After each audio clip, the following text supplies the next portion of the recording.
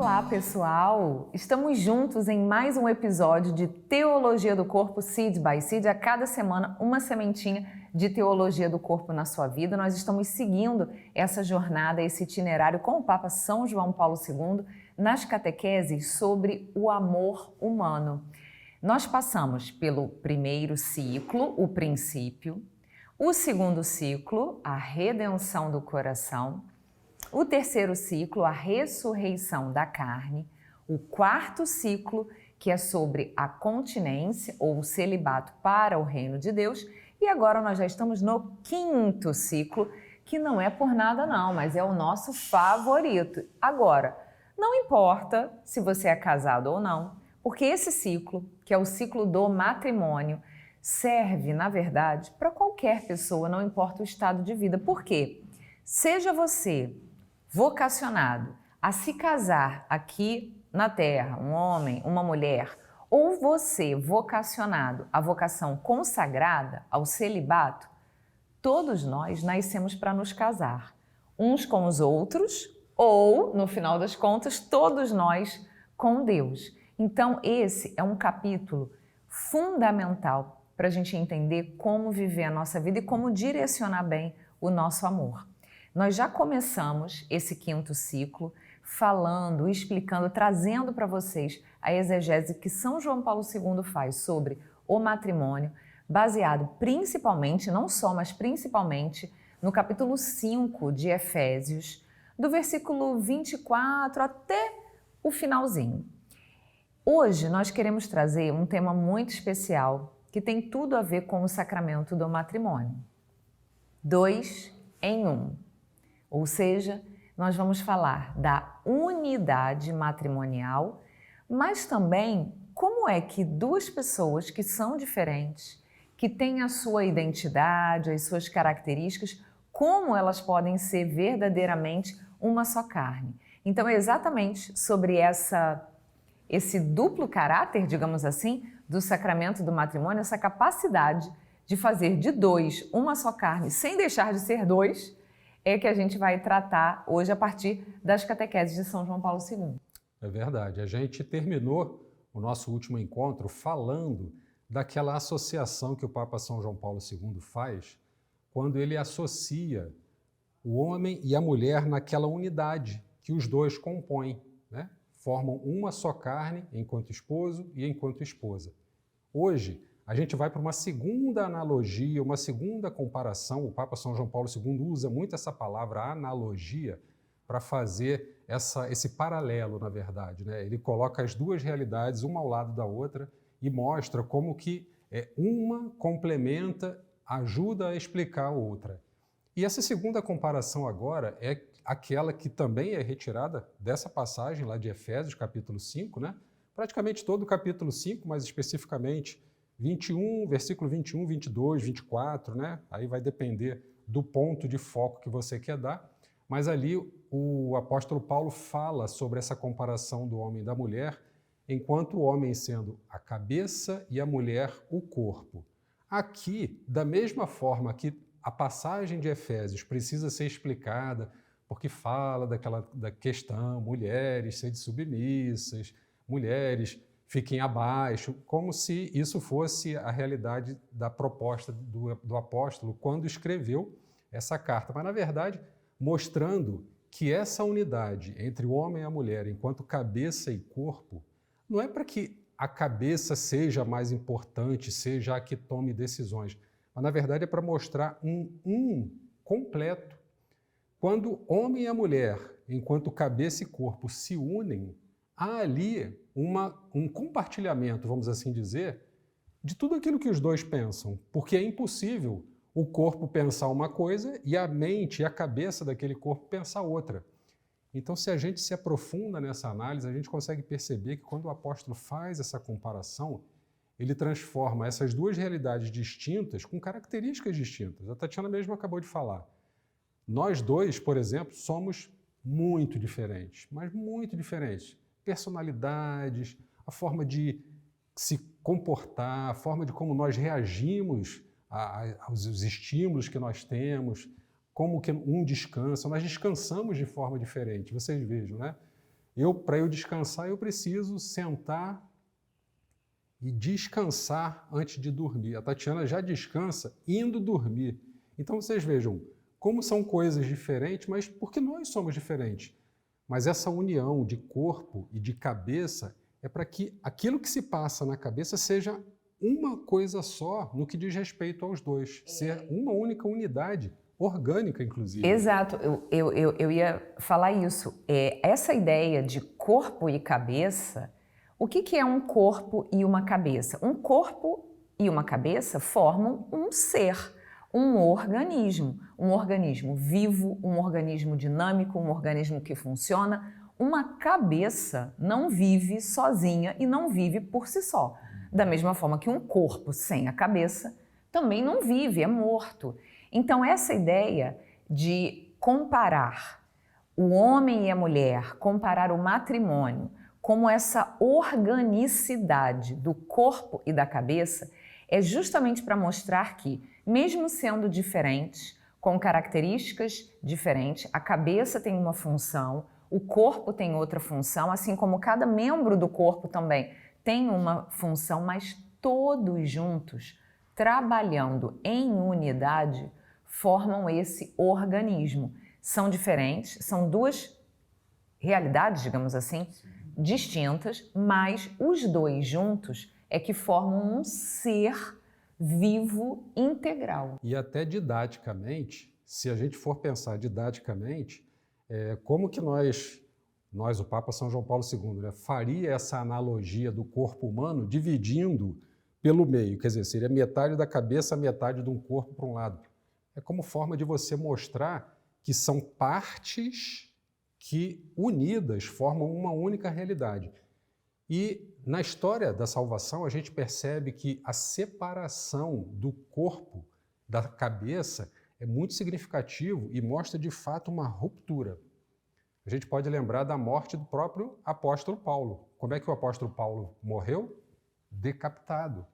É uma separação da cabeça do corpo, ou seja, aquela realidade única, aquele ser, aquela pessoa que se separa e que deixa de ter uma identidade. Podemos lembrar também de São João Batista. O que aconteceu com São João Batista? Herodes mandou, porque tinha prometido para a filha da esposa, da mulher que ele tomou como esposa, o que ela desejaria, e ela correu para a mãe, e o que a mãe pediu? A cabeça. Percebam como é muito significativo. Ela poderia ter desejado a morte de São João Batista, que São João Batista fosse executado, mas o que ela pediu? A cabeça, porque a cabeça tiraria a identidade de São João Batista, separaria um do outro. Ela poderia ter pedido o corpo de São João Batista, mas pediu a cabeça. Por quê?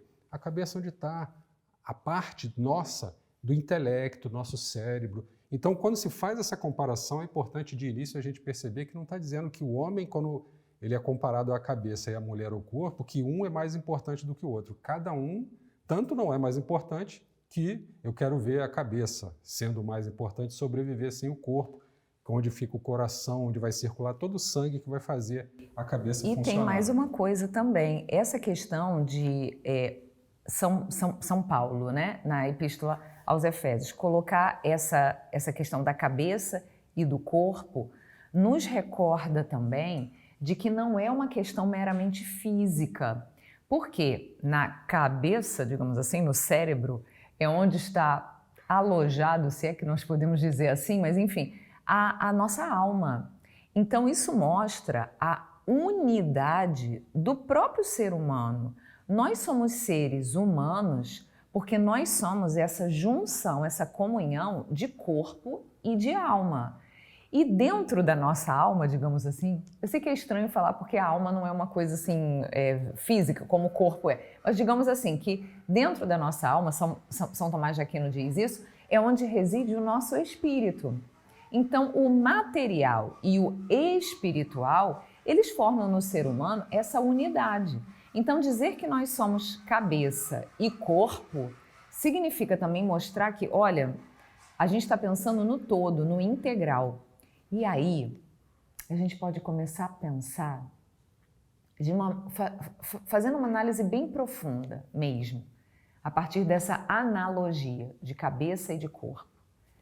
Já que a gente está vendo aqui a comparação da cabeça e do corpo com o matrimônio, o homem e a mulher, essa comunhão que quando você corta, morreu. Vamos pensar no matrimônio? O que mata o matrimônio? O que acontece quando você separa a cabeça do corpo?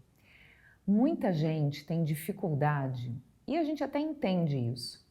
Tem um bispo, Dom Henrique Soares, que faleceu, já foi para junto de Deus, e ele tinha uma frase, quando Jesus falou do divórcio, né?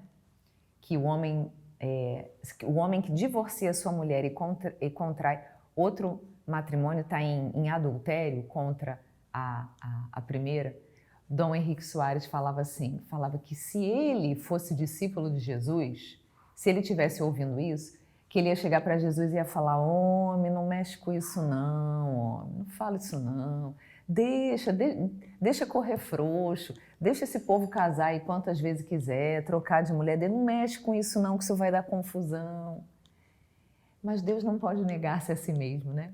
Ele mesmo falava isso, né? Falava brincando, ele falou: humanamente, ninguém quer mexer com assuntos delicados, mas Jesus veio trazer a verdade.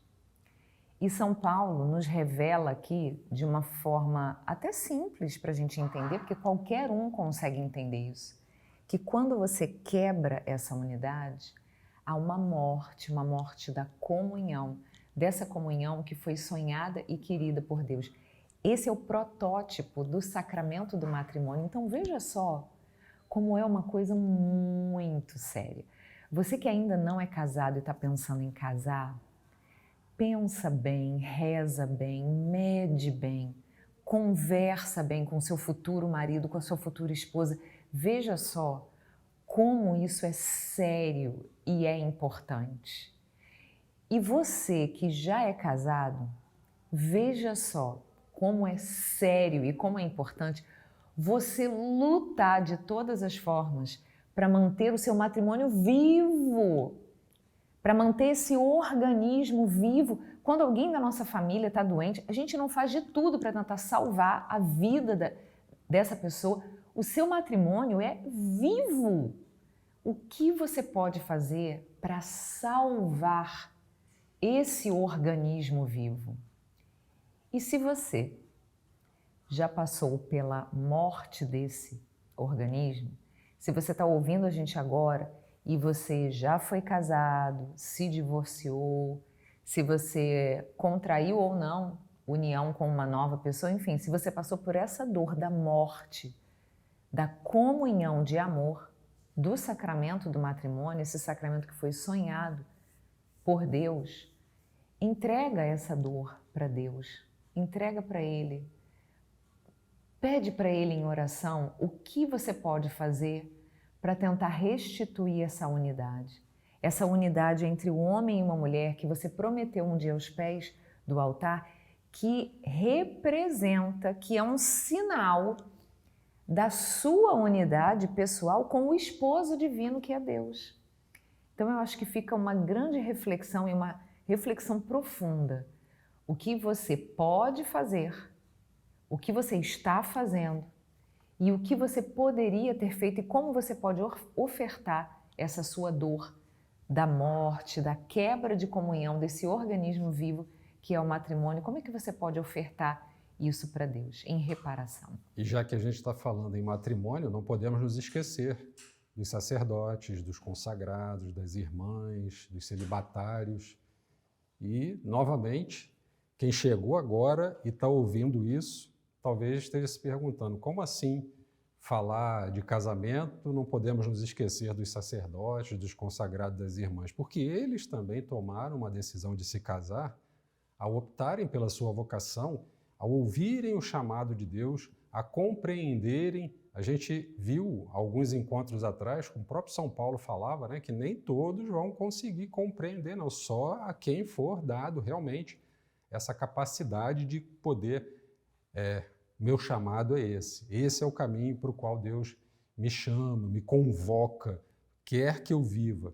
Então, se você pretende na sua vida vocacional se entregar enquanto esposa de Cristo, se você, enquanto vocacionado, quer entregar a sua vida enquanto esposo da igreja, da mesma forma que aqueles que vão se casar precisam pensar, precisam refletir bastante, precisam ouvir a voz de Deus para saber se aquele de fato é o seu chamado, para que você possa dar o seu sim e ser um sim verdadeiro. E esse sim sempre vai ser um sim de uma vez por todas. Só a morte é capaz de separar esse sim. E a gente vê isso no próprio Cristo, na própria ação que Cristo fez ao se entregar pela igreja. Cristo era uma realidade e a igreja outra, mas essa união de Cristo com a igreja fez com que Cristo santificasse a igreja. Então veja, essa é a missão nossa enquanto esposo ao nos unirmos à nossa esposa, santificar a nossa esposa. Essa é a nossa missão enquanto sacerdotes que se casam, se entregam como esposo da igreja para santificar a igreja, santificar cada um de nós que somos igreja. E a gente tira isso da própria palavra, lá de Efésios, que diz: Cristo amou a igreja e se entregou por ela a fim de santificá-la. Então a entrega de Cristo para a igreja e pela igreja foi com esse objetivo, tornar a igreja santa. Da mesma forma como eu me entreguei ao sacramento do matrimônio à minha esposa, foi também para santificar. A gente ouve muito, e você provavelmente já ouviu, falando que eu vou me casar para ser feliz. Você precisa escolher muitas outras coisas ao invés do casamento, se você de fato está procurando, mas essa felicidade efêmera, não uma felicidade verdadeira, só aquela felicidade do bem-estar, de estar sempre alegre. Porque no matrimônio, a gente não está alegre o tempo todo, mas nós podemos encontrar a felicidade em Deus.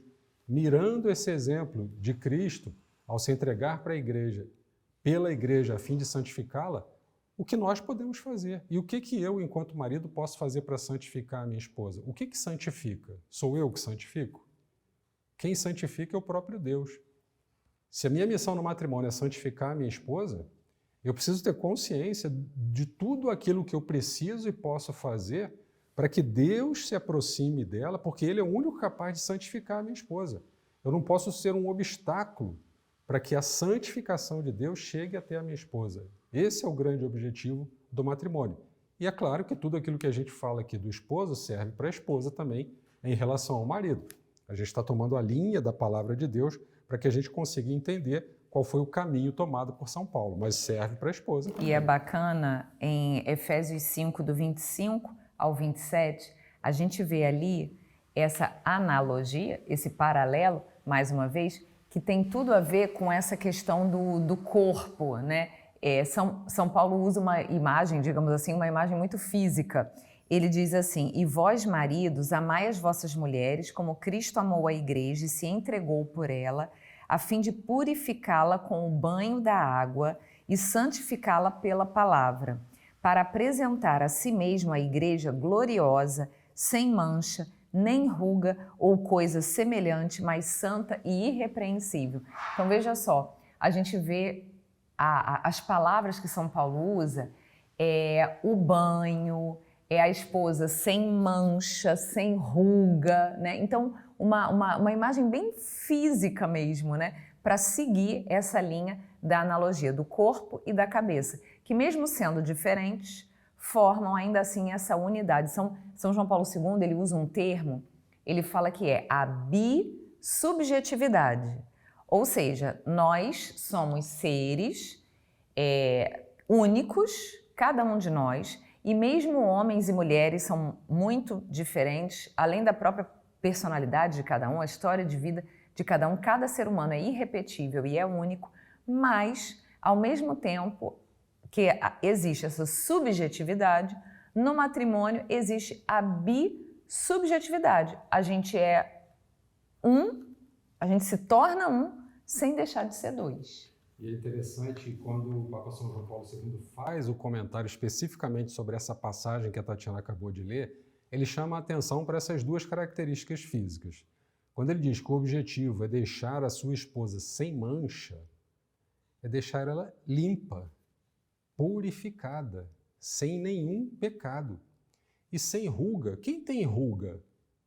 Quem é velho. Quem tem ruga é quem é idoso, é quem é velho. Então, deixar a esposa sem ruga é fazer com que ela se desapegue do homem velho que cada um de nós carrega dentro. Lembra daquela passagem que perguntaram para Jesus, mas como assim? Vou nascer de novo? Vou entrar de novo na barriga? Nascer de novo, se tornar um homem novo? É muito mais do que voltar para a barriga da mãe e nascer novamente, se tornar criança novamente, né? É permitir que Deus haja em nós, nos purificando, nos limpando e nos tornando sempre jovens, sempre dispostos.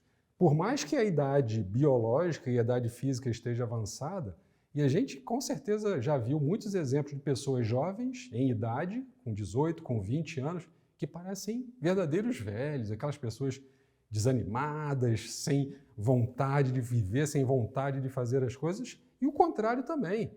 Com certeza você já encontrou um senhorzinho, uma senhorinha de 80, 90, 100. Eu tenho um tio-avô que já está com 94 anos, jovem, apesar da idade avançada. O próprio Papa. Nossa, gente, imagina a agenda que o Papa tem, já é um senhor, né? Tanto que ele fala tanto do vigor e da alegria que é ter os idosos perto de nós, né? Com a sua experiência, enfim. Porque só Jesus para rejuvenescer, deixar o homem velho para trás, como São Paulo dizia, e se revestir do homem novo. Mais uma analogia que tem a ver com o corpo também, porque mais à frente, no versículo 28, Efésios 5, 28, São Paulo continua: assim também os maridos devem amar as suas mulheres como a seus próprios corpos. Então, mais uma vez, São Paulo continua nessa trilha, nessa analogia do corpo,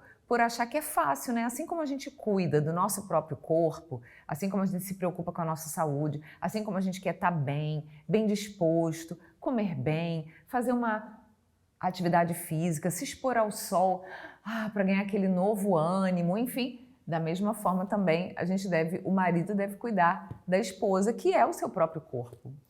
E com isso a gente vai caminhando para o final desse nosso momento de reflexão de hoje, onde o Papa São João Paulo II fala que todas essas comparações que são feitas, tanto em nível físico quanto em nível espiritual, porque ele fala da alma, são em busca de um bem.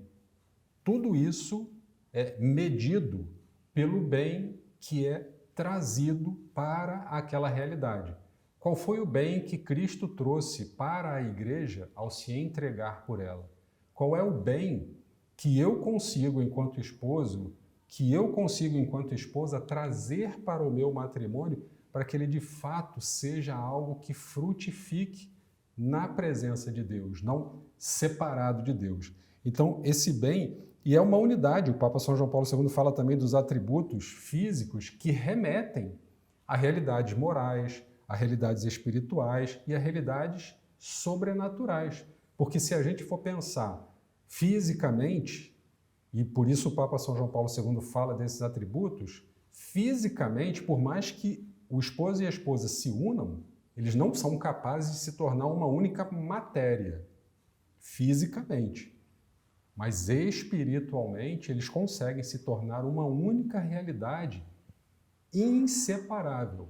Mas é inseparável porque o bem que eles trazem nessa união é arrematado, vamos dizer assim, com o amor. O amor entre eles e o amor de Deus que santifica e abençoa essa união. No próximo encontro, então, nós vamos continuar as nossas reflexões sobre o matrimônio. A gente espera que você esteja gostando e aproveita e compartilha o link desse vídeo com alguém que ainda não conhece a teologia do corpo. Até a próxima!